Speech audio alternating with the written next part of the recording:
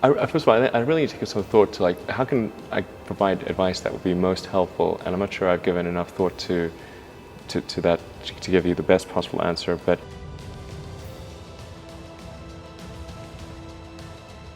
I think certainly being focused on something that you're confident will have high value to someone else, and just being really rigorous in making that assessment, because people tend to a natural human tendency is wishful thinking.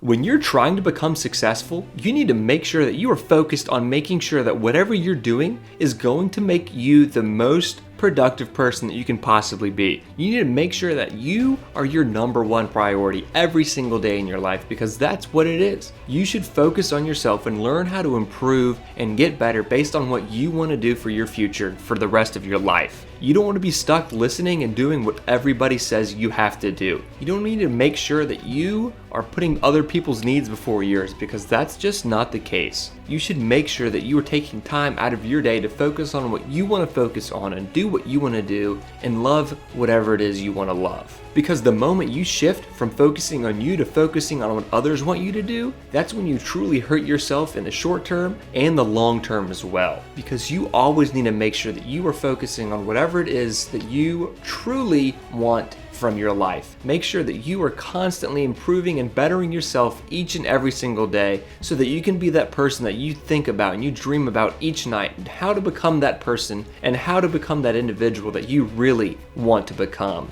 And put that work in and put the time and determination in, and don't worry about what other people are telling you you can and can't do. For sure, in recent years, billionaire has become a pejorative. It's like that's a bad thing. I mean, I think that doesn't make a lot of sense in most cases. If you basically organized a company, how does this wealth arise? It's if you organize people in a better way to produce products and services that are better than what existed before, and you have some ownership in that company, then that essentially gives you the right to allocate more capital. There's a conflation of consumption and capital allocation.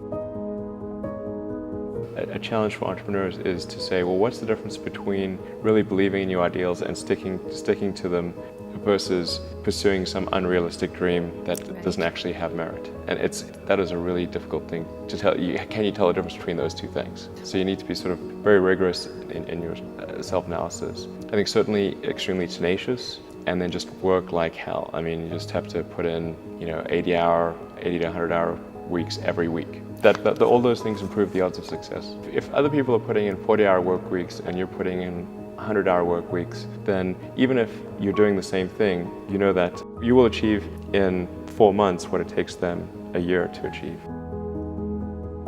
Let me take Warren Buffett, for example. And to be totally frank, I'm not his biggest fan, but he does a lot of capital allocation.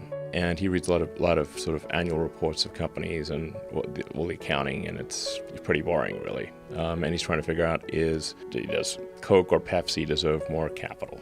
It's kind of a boring job if you ask me. But it's still a thing that's important to figure out, like which is a company deserving of more or less capital? Should that company grow or expand? Is it making products and services that are better than others or worse? And if a company is making compelling products and services, it should get more capital, and if it's not, it should get less or go out of business. If you extrapolate that out into the future with any rate of progress at all, like even 0.1% or something like that a year, then eventually those games will be indistinguishable from reality.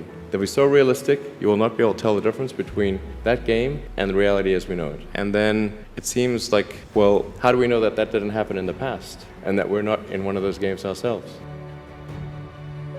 The thing I really focus on at Tesla is we're put all of our money into and attention into trying to make the product as compelling as possible. So, because I think that really the way to sell any product is through word of mouth. So if somebody gets the car, they really like it. Actually, the key is to have a product that people will love. And generally people, if they're at a party or talking to friends or whatever, you'll talk about the things that you love. If you just like something, it's okay, you're not gonna care that much. You're gonna talk, and then that'll generate word of mouth. And that's basically how our sales have grown. We don't spend any money on advertising or endorsements so anyone buys our car, they just bought it because they like the car.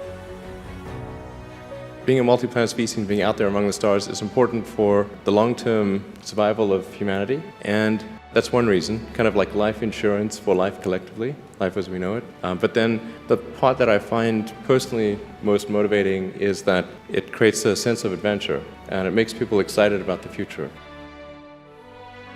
Thank you all so much for watching the video. Please go ahead and like the video, subscribe to the channel, and throw something down in the comment section below for us.